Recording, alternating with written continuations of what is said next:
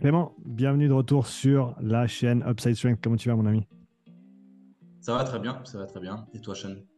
Ça va super bien. Pour ceux qui ne te connaissent pas, je vais te laisser te présenter, mais en gros, on avait déjà fait un podcast ensemble. Sur mon podcast, je t'avais interviewé. Donc, ouais, dis-nous un petit peu qui tu es pour les trois auditeurs qui ne te connaissent pas encore. Et pour ceux qui ne te connaissent pas encore, allez écouter le podcast avec Clément et ensuite revenez voir cette conversation. Bon, il y en a un peu plus que trois qui me connaissent pas, je pense. Je suis pas très connu.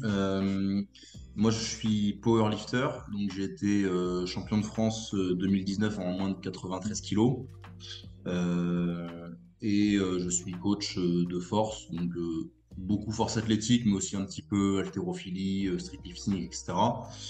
Mais en gros, le gros de mon activité, c'est le développement de la force en tant que coach. En tant qu'athlète, du coup, je suis powerlifter, donc squat, développé couché et soulevé de terre. Super. Bah, écoute, ça donne une bonne base pour la conversation. On va parler de travail de basse intensité pour changer un petit peu sur la chaîne. Je me rappelle, tu étais un des premiers, on va dire, des cercles powerlifting, force athlétique et sport de force de manière générale à m'écrire en me disant, écoute, j'ai commencé à intégrer du travail de basse intensité et je sens que ça m'aide. Donc, je me suis dit, après tout, et tu me l'as dit une fois il y a quelques mois en arrière et tu me l'as redit plusieurs fois depuis. Du coup, je me suis dit que ce serait certainement sympa pour les auditeurs de voir et d'entendre quelqu'un comme toi, hein, qui est un gros niveau dans ton sport en force athlétique, qui malgré tout prend le temps de faire ce travail de basse intensité et qui trouve son compte. Alors, bien sûr, tu n'y vas pas en mode cyclisme, tu fais pas 20 heures par semaine, mais chaque chose a sa place. Mais le fait est que ça a malgré tout sa place dans une programmation de force athlétique. Donc, parle-nous déjà de pourquoi tu as commencé à intégrer ce genre de travail et qu'est-ce que tu as trouvé comme bénéfice pour ta pratique sportive. Mais si on fait une petite rétrospective, j'ai changé pas mal de choses en début d'année 2022, vers le mois de mars. Donc, j'ai changé de coach, j'avais pas mal de petits bobos, etc. Je m'entraînais, donc avant ça, je m'entraînais 5 fois par semaine, 5 séances axées force athlétique et musculation avec du renfort et tout, et c'est tout. Et en fait, j'ai pas mal changé mon fusil d'épaule en passant à 4 séances seulement de force athlétique, ce qui, après plus de 10 ans en fait, de pratique, paraîtrait contre-intuitif, puisqu'on a plutôt Mhm. tendance à penser qu'il faut en rajouter pour progresser plus. Mhm. Et, euh, et en fait, j'ai fait deux choses en même temps que je suis passé à 4. C'est que j'ai démarré un travail de réhabilitation et de prévention des blessures avec Training Therapy, qui est déjà venu sur la chaîne et que je pense que tout le monde connaît. Mhm. Euh, donc c'est un travail que je fais un petit peu tous les jours. J'ai allez, 20-30 minutes tous les jours là-dessus. Et j'ai remplacé ma cinquième séance par une séance de cardio basse intensité en fait que je mets le mercredi maintenant. Donc ma semaine est répartie lundi, mardi force avec quand même pas mal d'intensité. Mercredi une séance de cardio basse intensité sur des ergos. Le jeudi une séance pas trop difficile avec squat bench, pas trop difficile où c'est vraiment du kilométrage mais sur squat et bench en fait. Mhm. Et puis un petit peu de cul. Et le vendredi une grosse séance qui est plutôt ma séance lourde avec squat, bench et deadlift. Euh, et du coup, j'ai vraiment ressenti des bienfaits à faire ça parce qu'en fait, je trouve que j'avais plus la capacité à vraiment forcer. Tu vois, j'étais toujours un peu fatigué. Je mettais trop d'intensité tout le temps. Et en fait, à vouloir mettre de l'intensité tout le temps, bah, t'en mets nulle part et t'en mets jamais. Et tu perds ta capacité à vraiment mettre de l'intensité. Et je n'étais pas très content de ma capacité de travail globale, de mes capacités de récupération. Je récupérais mal. Et en fait, en intégrant ce cardio au milieu de la semaine, que j'ai fait monter progressivement en volume, j'ai vraiment ressenti énormément de bienfaits sur ces facteurs-là, sur mes facteurs de récupération, que ce soit pendant la séance, mais aussi entre les séances. Et, et c'est assez, comment dire. Quand j'ai commencé à faire ça, il y a plein de gens qui me disaient que je faisais n'importe quoi parce que tu sais, t'as la légende du oui, mais tu fais de la force, là tu vas travailler tes fibres lentes, ça va pas, etc. C'est pas bon. tu vas avoir des interférences, etc. Et en fait, c'est pas du tout le cas, bien au contraire, parce que souvent, après, je me sens beaucoup plus en forme que avant. Tu vois, alors peut-être qu'au début, les premières semaines, ça te fatigue un petit peu, tu as des petites courbatures parce que tu n'es pas habitué à rester longtemps sur un engin. Mais en fait, à moyen, enfin, tu vois très vite quand même, à 3 4 semaines, tu vois les premiers bienfaits, je trouve, 3-4, sur le c'est sport. rapide, hein. Ouais, ouais, c'est vraiment très rapide. Alors Mm. après, peut-être qu'un crossfitter Mm. qui a déjà une base de Ouais. cardio un peu plus importante, ça serait un peu plus long pour qu'il ait les bienfaits, tu vois. Mm. Ou un mec qui fait du vélo ou de la course à pied ou je sais pas quoi. Mais sur quelqu'un comme moi qui finalement en faisait plus trop, euh, je pense que c'était assez bénéfique. Parce qu'en fait, avant, je faisais du judo et je continuais de faire du judo jusqu'à la pandémie. Je continuais de faire du judo et en fait, j'ai arrêté de faire du judo et je pense que ça m'a beaucoup desservi en fait. En Mm. me Ouais. spécialisant plus, Mm. et ben, je me suis rendu compte que je me blessais plus parce que j'avais moins de variété dans mes mouvements que euh, au niveau cardio, j'étais moins bon et du coup, les séances, je les subissais beaucoup plus. Et en fait, quand tu mets bout à bout tous ces petits facteurs, tu te fais un peu plus mal, tu subis un peu plus, tu récupères un peu moins, et ça n'a pas trop d'intérêt. Un autre élément que tu as mis en avant, c'est le fait d'avoir changé un petit peu ton organisation de la semaine. Est-ce que tu dirais que tu as un petit peu plus, pour prendre un terme qui est commun en sport d'endurance, mais qui, à mon avis, s'applique sur peu importe le type d'entraînement que tu fais, tu as polarisé un petit peu plus ta semaine en ayant des jours où vraiment tu vas vraiment fort, comme le vendredi, et d'autres où tu accumules du volume, de la qualité, mais pas nécessairement à fond. Tu as changé ça un petit peu aussi? Ouais, un petit peu. Alors, j'ai toujours eu des entraînements quand même relativement polarisés. Alors après, Mhm. avec le changement de coach, c'est pas tout à fait la même. Je force. En fait, je force un petit peu moins souvent, mais quand je force plus. Tu vois, Ouais. dans l'entraînement là. Et ce qui me convient mieux. C'est-à-dire qu'avant, j'avais tendance à avoir un volume à haute intensité, tu vois. Alors que là, Mhm. je vais monter mais pas forcément des très hautes intensités. Alors que là, je vais monter à plus haute intensité, mais sur moins de séries.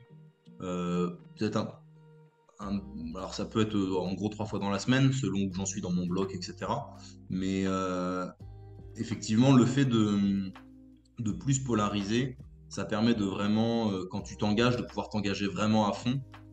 Et, euh, et ça, il y a beaucoup de gens, tu vois, rien que sur le cardio, par exemple, il y a d'autres, du coup, comme j'en fais pas mal la promotion sur Instagram, il y a des gens qui ont essayé, mais en fait, qui ont du mal à se mettre à basse intensité, tu vois, Mhm.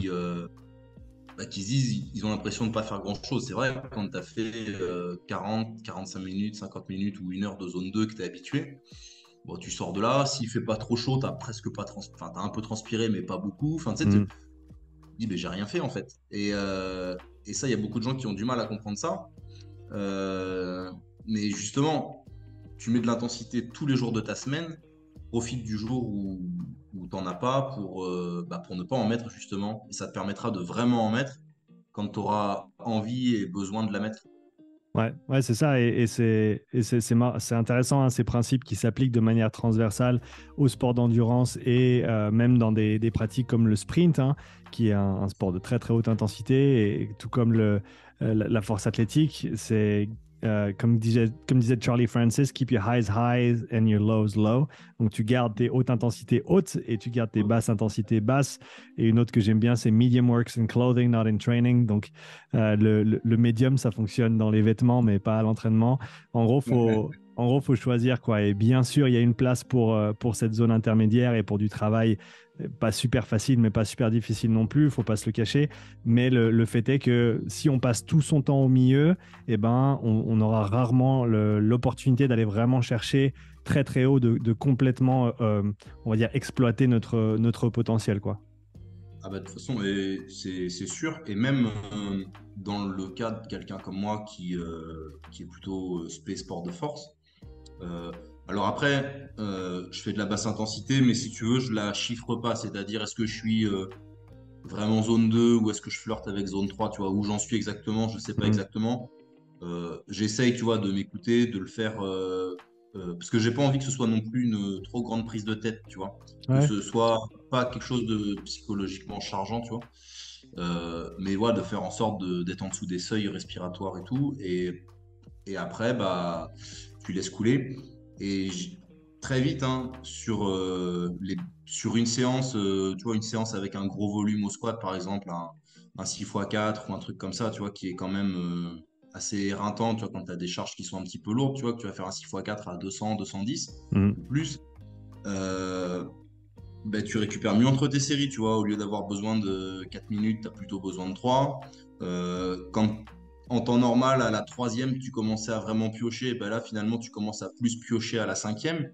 Donc, en fait, ça te permet de beaucoup plus rentabiliser ton entraînement. C'est-à-dire que tu peux même, en augmentant ta capacité de travail générale, ça va te permettre d'augmenter aussi bah, ton volume rentable sur ta semaine. C'est-à-dire qu'avant, Mhm. j'avais un volume peut-être un peu plus élevé, mais j'avais un volume rentable qui était moindre.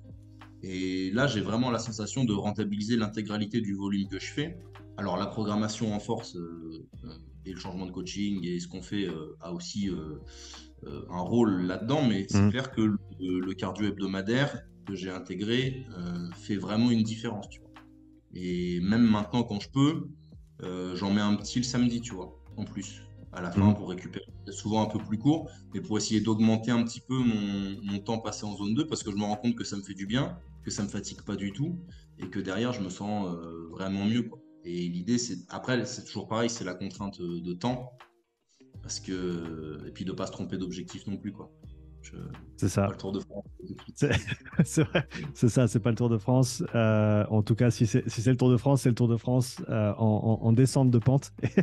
On va Ouais, pas, c'est clair. on va pas monter trop de col parce que faut décrocher la caravane avant. Ouais, tout à fait. Un truc que tu as dit qui est important, c'est de pas se prendre la tête, je pense, avec ces histoires d'intensité exacte, surtout dans des cas comme le tien où c'est quelque chose que tu fais une fois par semaine, c'est vraiment un complément à ce que tu fais, c'est vraiment de la PPG, hein.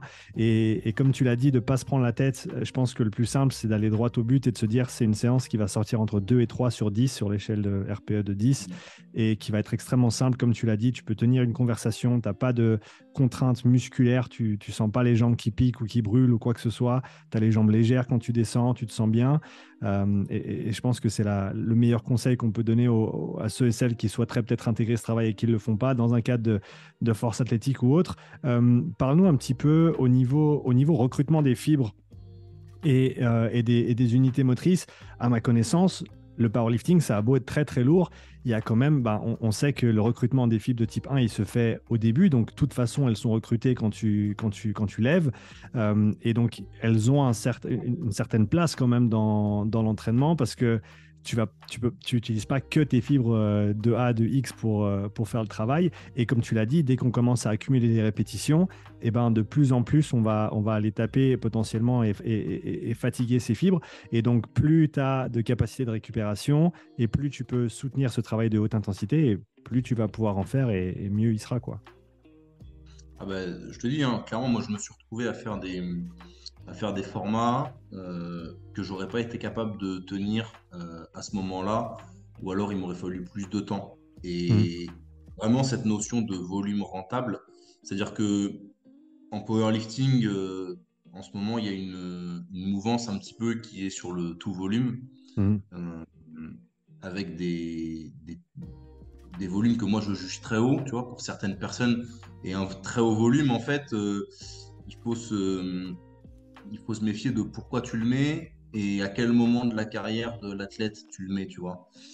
Euh, et moi, en fait, j'étais arrivé à un moment donné où bah, il fallait effectivement que j'augmente mon volume pour débloquer des trucs, mais ce volume, il n'était pas rentable parce que mm, fatigue, j'étais plus fatigué, il me fatiguait plus, il m'épuisait plus que je pouvais en récupérer. mm, Donc, j'avais pas d'adaptation, j'avais que de la surfatigue. Et, et je pense que ça, c'est une très bonne étape. Avant, tu vois, je crée de la capacité de travail avec quelque chose d'annexe au powerlifting. mm. Alors, ça peut être aussi avec du travail d'assistance, etc. Mais je pense vraiment que cet aspect cardio et capacité à vasculariser, etc., est hyper important. Et ensuite, bah, pour pouvoir le transférer, et tu vois, la cinquième séance que j'avais rajoutée, je l'avais rajoutée en 2019.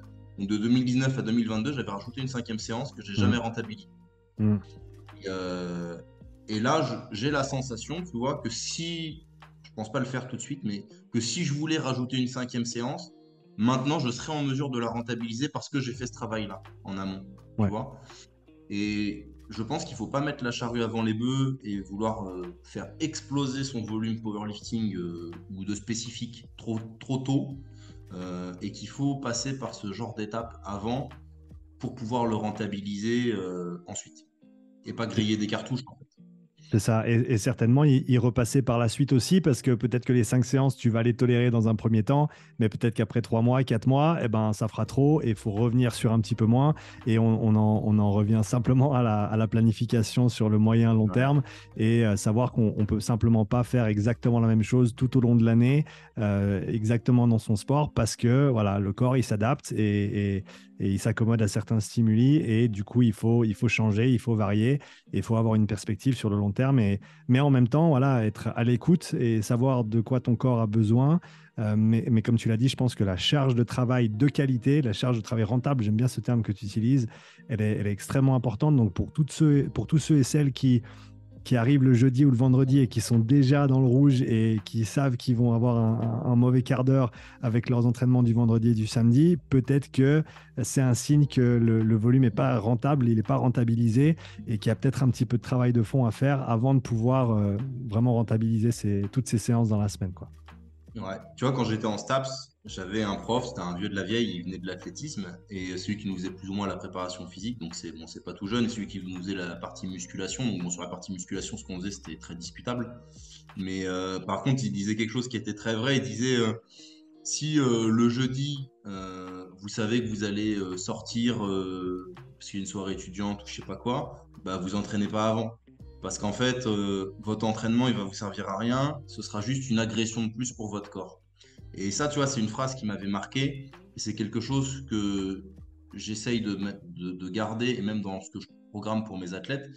C'est que si vous mettez une séance, tout le monde peut tenir une séance de l'enfer qui est hyper dure, où tu mets des volumes impossibles à des charges impossibles. Tout le monde peut faire ça, mais la réalité, c'est OK, tu as fait ça, c'est bien, tu t'es prouvé que tu pouvais faire ça, mais cette séance, à quoi elle t'a servi?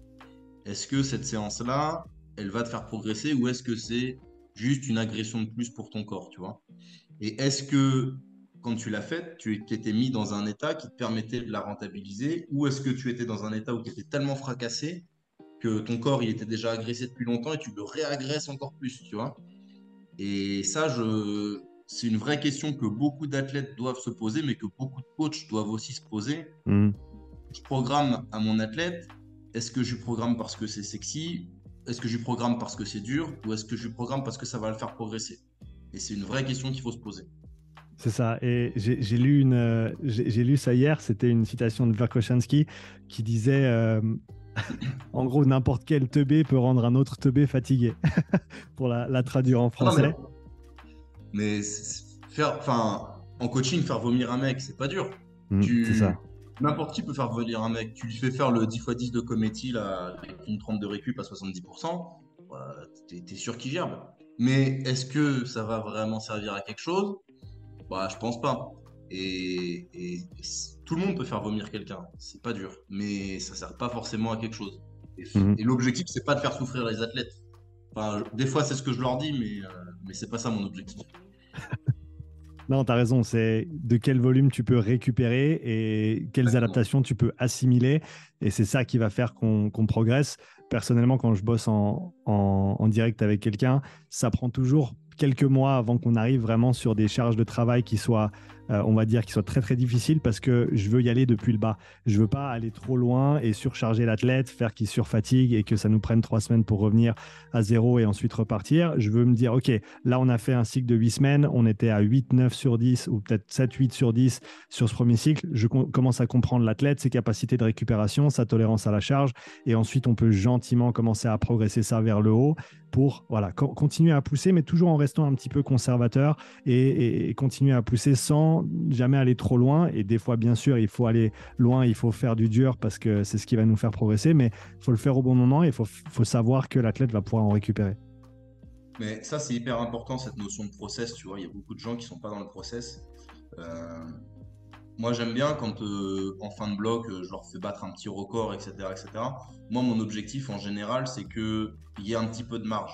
tu vois. Mhm. Parce que tant que tu gardes de la marge, tu conserves ton momentum, tu conserves ton élan, tu C'est conserves la ça. confiance. Et il faut que ton athlète, il ait cette sensation de waouh, tout est possible, tu peux en mettre encore. Et même pour le corps, c'est important ça. Alors que si le mec il se confronte à un mur, c'est pas bon. Et je leur dis souvent, moi je m'en fiche que tu fasses PR plus 5 ou PR plus 10 aujourd'hui. Ce qui m'intéresse, c'est que tu fasses PR plus 30 ou plus 40 dans un an. Et pour ça, il faut vraiment différencier, construire sa force de tester sa force. Et ça, c'est inhérent dans tous les programmes.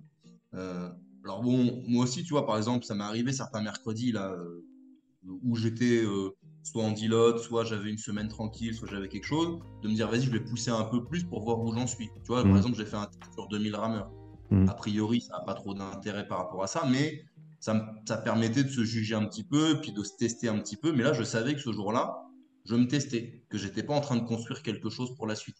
Et je pense que ça, c'est quelque chose qu'il faut vraiment garder en tête, c'est cette notion de process. Parce que tu dois construire, et construire, c'est pas forcément sexy, et c'est pas forcément aller au bout de ce que tu peux faire tout le temps, tout le temps, tout le temps, ou se tester tout le temps à outrance.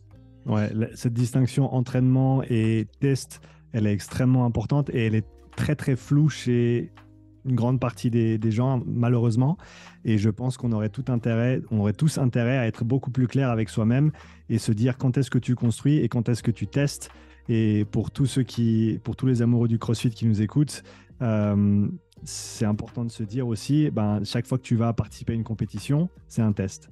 Donc, Mm. si tu fais 10 compétitions dans l'année, tu t'es testé 10 fois, ça veut dire Ouais, que tu as fait un deload d'avant et tu as fait de la récup derrière parce 20, que 20 semaines d'entraînement de perdu, ouais, c'est ça.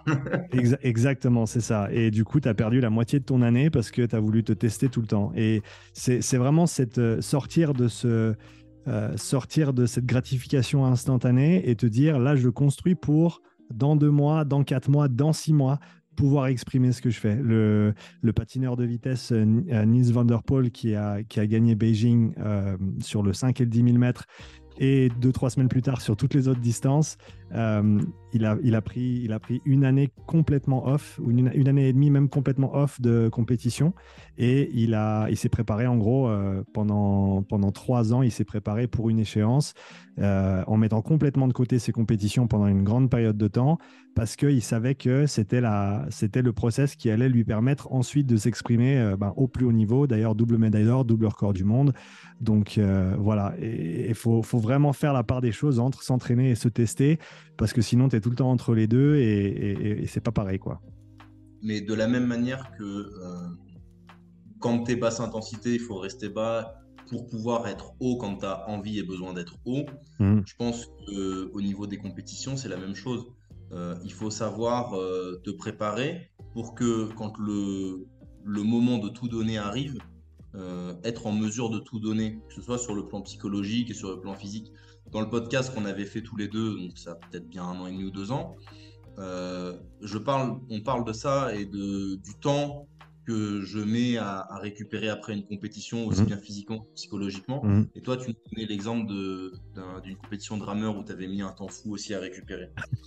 Et, et de, parce que si tu te prépares vraiment bien, que tu as ton pic de forme vraiment bien et que tu te donnes vraiment à fond, à fond, à fond à ce moment-là, mais derrière, mais t'es explosé aussi bien physiquement que mentalement et t'es juste pas en mesure de repartir tout de suite. Mhm. Mais ça veut dire que tu t'es bien préparé. Et si tu te testes effectivement tout le temps, bah en fait, tu peux jamais mettre d'intensité réellement. Et en force, on a cet avantage, c'est que nous, on fait aller entre 1 et 3 compètes par an à peu près. Ouais, Donc, on a cette culture du on se prépare. ouais. Par contre, c'est vrai que dans le CrossFit, un peu moins, même si ça change. En haltérophilie, beaucoup moins. Les mecs, ils ont des tours par équipe tout le temps. Des fois, ils ont 8, 9, 10 compétitions dans l'année. Bah, tu peux pas les préparer. Donc, quand tu as des haltérophiles, bah, tu les entraînes toute la semaine et tu leur dis, bah, vous tirez à 95%, mais tu peux pas les faire. Et encore, c'est déjà trop. Mais, mais tu peux pas tirer 10 fois dans l'année et faire un total proche de ton meilleur niveau à chaque fois. C'est impossible. Ça ne peut pas Mhm. fonctionner. Ouais. Ouais, mais en tout cas, c'est super intéressant d'avoir cet échange avec toi et de voir que, au final, peu importe la discipline sportive, tous ces principes dont on a parlé ici aujourd'hui, ils s'appliquent de manière transversale. Et c'est à nous, les coachs, et aux athlètes aussi, de savoir bien les utiliser au bon moment de l'année pour, selon les objectifs qu'on essaye d'atteindre, selon nos besoins, selon nos forces, nos faiblesses et les contraintes de notre sport. Ouais, et puis ne pas hésiter à aller un petit peu contre les idées reçues, c'est-à-dire que voir un petit peu ce qui se fait, se renseigner, et c'est pas parce que vous serez plus mobile que vous serez moins fort, c'est pas parce que vous serez un peu plus endurant, alors même si le terme endurant il n'est pas forcément bien choisi, mais que vous avez une meilleure capacité cardiovasculaire que ça va forcément interagir négativement sur votre développement de la force. Hmm. Et à l'inverse, c'est pas parce que vous serez plus fort que vous allez courir moins vite, sans doute bien au contraire. Ouais. C'est pas parce que vous serez plus fort que vous ferez des moins bons résultats sur votre triathlon ou en crossfit ou en je sais pas quoi. La force c'est quand même assez important, aussi bien dans la prévention des blessures que dans la performance, et c'est la qualité mère de toutes les autres. Donc je pense que dans les sports d'endurance, de la même manière que ce que je fais, ce travail cardio, il est négligé en force. Je pense que Hmm. le travail de force et de renforcement musculaire, il est extrêmement négligé Clairement. chez les coureurs à pied ou chez les triathlètes. Clairement, ouais. Et il y a des inspirations à prendre de chaque côté. Et je pense que un athlète équilibré, c'est pas forcément un athlète ultra spécialisé, parce que trop de spécialisation à outrance, du moins, ça peut pas fonctionner parce que ton corps, il est pas fait pour être aussi spécifique. Et tu crées des compensations, tu crées des déséquilibres, tu te fatigues, et c'est pas viable en fait. Ouais, ouais, absolument. T'as exactement raison. Je pense que ça fait jamais de mal d'aller un petit peu à l'encontre de son sport ou de sa discipline sportive, surtout quand on est à un niveau amateur, même à un niveau avancé, parce que on oublie qu'il faut d'abord être athlète et ensuite être spécialiste. Et on veut tous aller vers l'ultra spécialisation et l'ultra spécifique, mais avant ça, on a oublié la case PPG et la case athlète. Sois un bon athlète d'abord, explore plein de disciplines sportives et le moment venu, oui. Là, tu t'y mets et tu pousses fort dans ton sport et ça portera certainement ses fruits. Bien sûr, et même en poussant fort dans ton sport, parce que moi, je considère que c'est mon cas, tu vois, le fait d'aller chercher, tu vois, d'avoir travaillé un petit peu plus ma mobilité, certains angles spécifiques avec Training Therapy, le fait d'avoir induit un peu de variété de mouvement avec le travail sur ergo, etc., et d'avoir amélioré ma capacité cardiovasculaire, bah, je me blesse beaucoup moins, je dors mieux, je récupère mieux. À un moment donné, c'est pas un hasard, et ça se transfère sur mes performances parce que je pense à l'heure actuelle n'avoir jamais été aussi fort, et pourtant, j'ai 33 ans et il y a beaucoup de gens qui pourraient dire ah ouais, mais bon, à cet âge-là, on progresse moins, etc. Si tu fais les choses comme il faut et intelligemment, et il n'y a pas de raison en fait. Exactement, exactement. Clément, merci d'avoir pris le temps pendant tes vacances de venir parler avec nous et de nous faire ce petit compte-rendu. Pour ceux qui souhaitent en apprendre un peu plus sur toi ou suivre tes aventures, où est-ce qu'on peut te retrouver? Sur mon Instagram, donc c'est les consonnes de mon nom, donc Clément Boudin, et le Instagram c'est CLTGD1. Alors je sais pas sur quelle plateforme tu le mettras, mais je pense que tu mettras le lien. Et puis Je mettrai le lien, ouais. si vous avez des questions, que ce soit sur le développement de la force ou même sur comment intégrer un travail cardio qui soit pas invasif, il n'y a pas de souci, je, je suis apte à en discuter avec vous avec plaisir. Super. Bah, merci de ta disponibilité. Bravo pour tout ton travail et puis bonne suite de tes vacances. Merci Sean, bonne Salut soirée. Clément. Ciao. Salut.